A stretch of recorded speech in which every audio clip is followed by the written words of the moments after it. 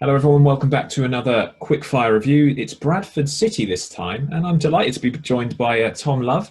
He used to write for D3D4 Football, if you guys can remember that far back. But yeah, we'll let him have a plug of what he's up to these days.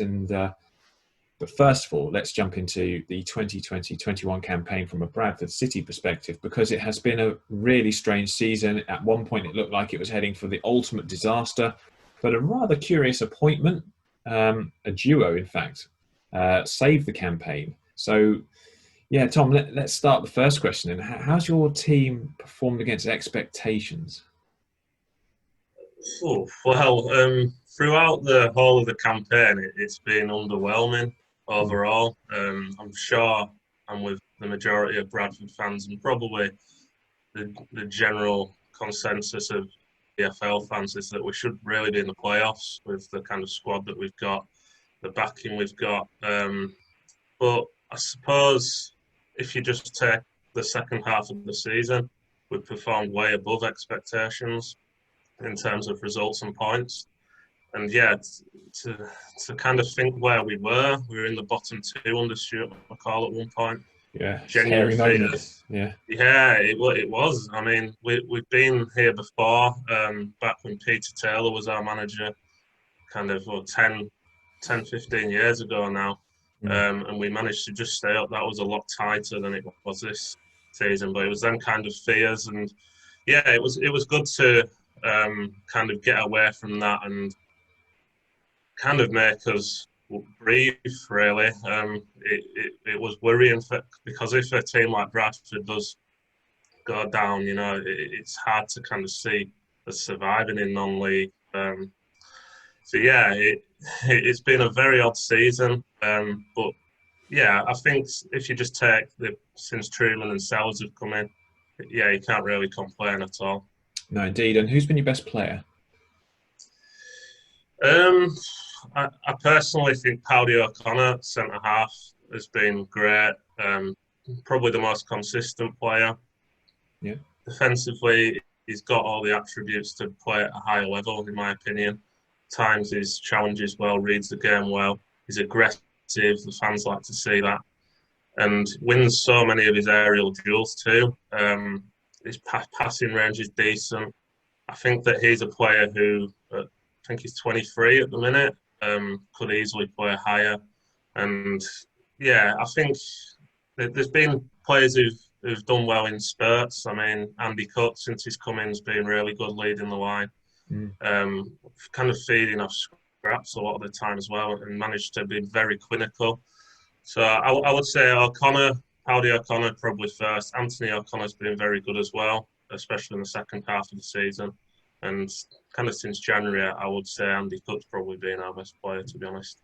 Any player that surprised you, good or bad? Um, I've been a little bit disappointed since Charles Vernon came in. To be honest, I thought he'd offer a bit more. He's kind of admitted he hasn't been in the best of form. He looked really dangerous the first couple of games he played, but not really scored enough goals. And we need more goals from the players behind the front man. Yeah. But from a good perspective, I think Sam Hornby in goal since he came in, he was part of our kind of renaissance with Richard O'Donnell being out injured. Came in, he looked very composed, came for all his crosses, kept plenty of clean sheets in that good run too.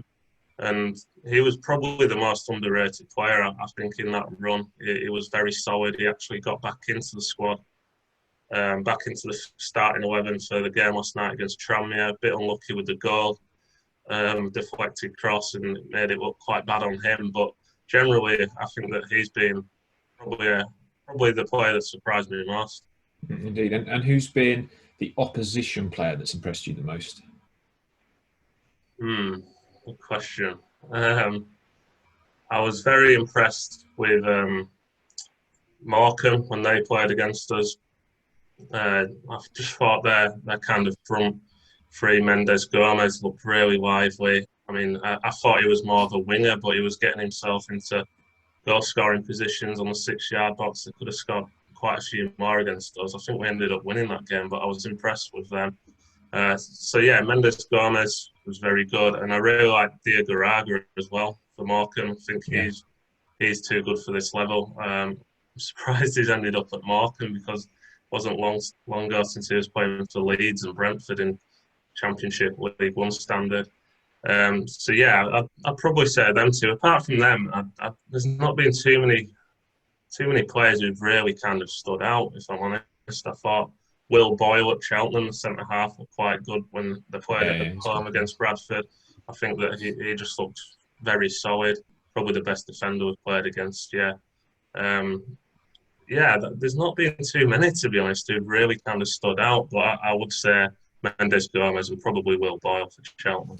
Of course, Diagaraga back with Derek Adams, where you've had him at Plymouth. Yeah. So he certainly knows how to get the best out of players that if you watched Nathaniel Knights-Percival for Carlisle, you thought he probably wouldn't get another club in the league, but he certainly has been very, very good in the games that I've seen him for Morecambe this season, which is just a testament to what that manager's doing at that club. Who's the best opposition? You may have answered this already, but is there one team that you've seen that you've been very impressed with? At Carlisle, since both games were played against Carlisle, they've, as a whole, I mean, there wasn't really one player who stood out for Carlisle, but they were just incessant with their pressing and just love to get shots off. And I just love the approach that Chris Beach has kind of employed there, shoot on sight. Makes it fun to watch. And they had that bad patch, and really, they didn't have a match, did they, for about a month in January, and then they 10 games are postponed, 10 matches. Really. Yeah, and so kind of a drop-off is inevitable with the way that they play, but defensively they look really good against us in both games. I thought Hayden, solid at the back, and the midfield, Mellish and Callum Guy, who was actually at Bradford for one season, looked really good in midfield, and then whoever they've got up front, Coyote was really good in the first game against us, and Zanzala was really good in the game at Brunton Park. So yeah, Carlisle were probably the best side I've seen overall. Is there a team that you'd say is been the worst side, or a team that you look at and go, yeah, these guys are going to really struggle? Apart from Bradford. Well, I was disappointed with Forest Green when they came to our place. They just were so open and made it very easy for us to.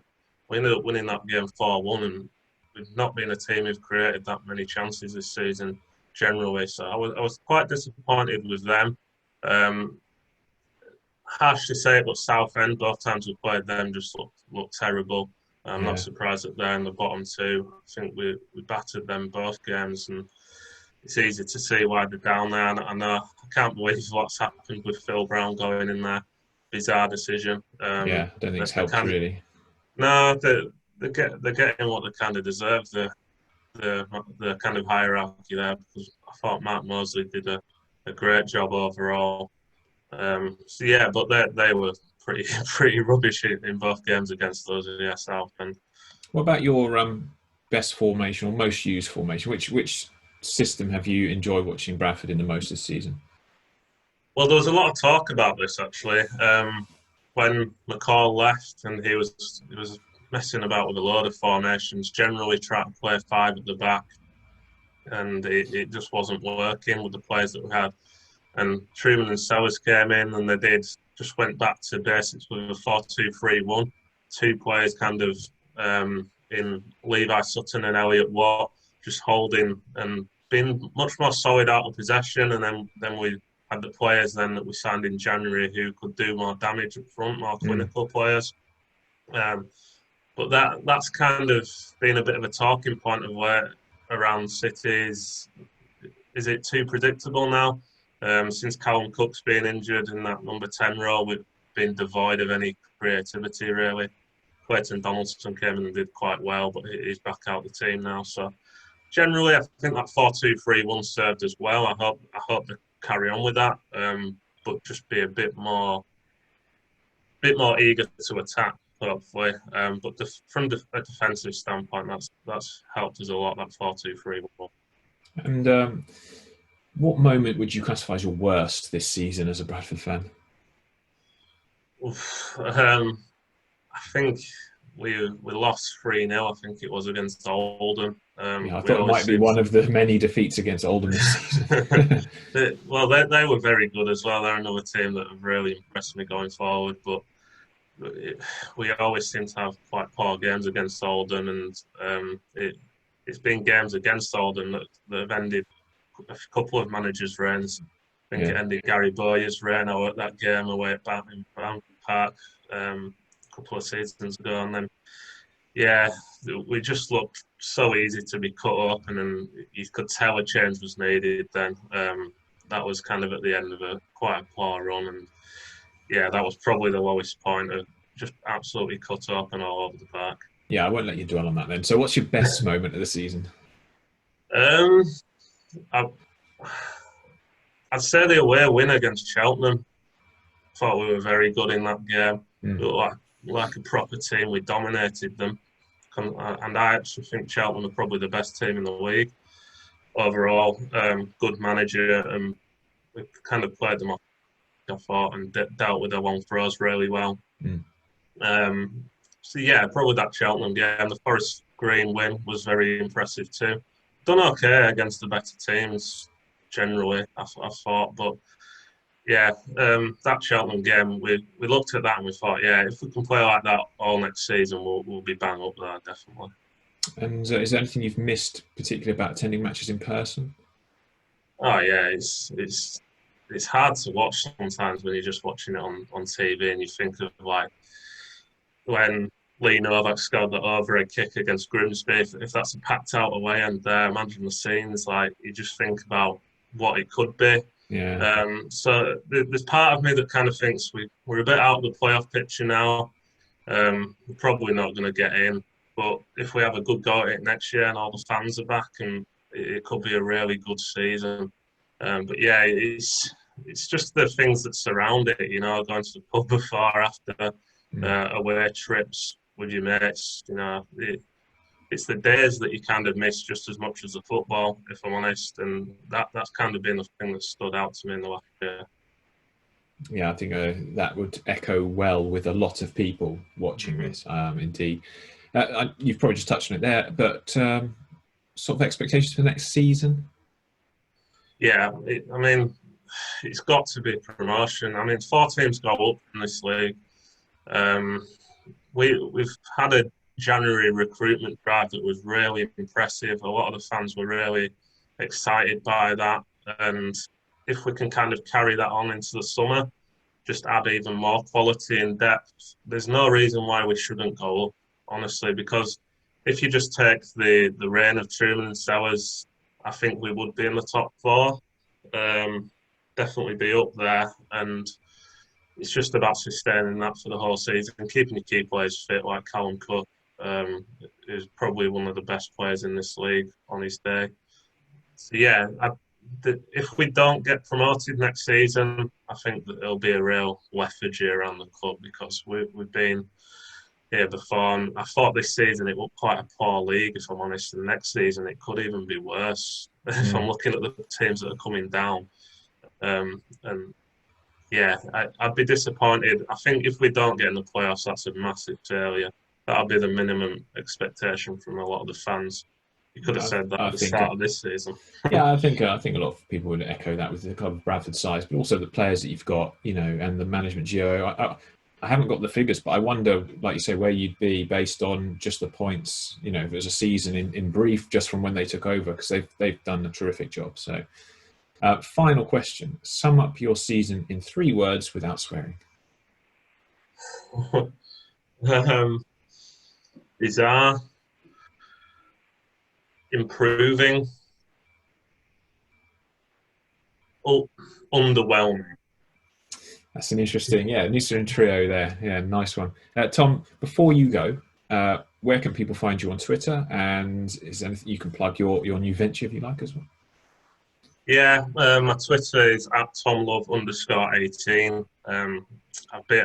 As you mentioned, I used to write and do pieces for D3, D4, which I enjoyed massively, and kind of from then kind of grown the social profile, I guess, and started up a betting-based recommendation and research service called WLB Gold, We Love Betting Gold, which you can get involved with. Kind of the links in my bio, and we cover all sorts of stuff. A lot of EFL stuff at the minute as well, which I love to get involved with. So hopefully, going to have a big kind of anti-post plans as well, looking at all the EFL leagues as well, which I love.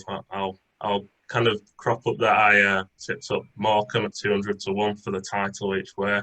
So fingers crossed the Shrimps can win the remaining games and at least go up, because it will make a lot of people quite a decent amount of money. So yeah, if you want to get involved with that, just look on my Twitter and get involved.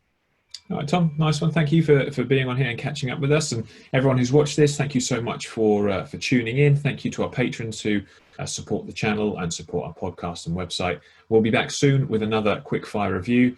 And until then, we'll take care, everyone. Goodbye.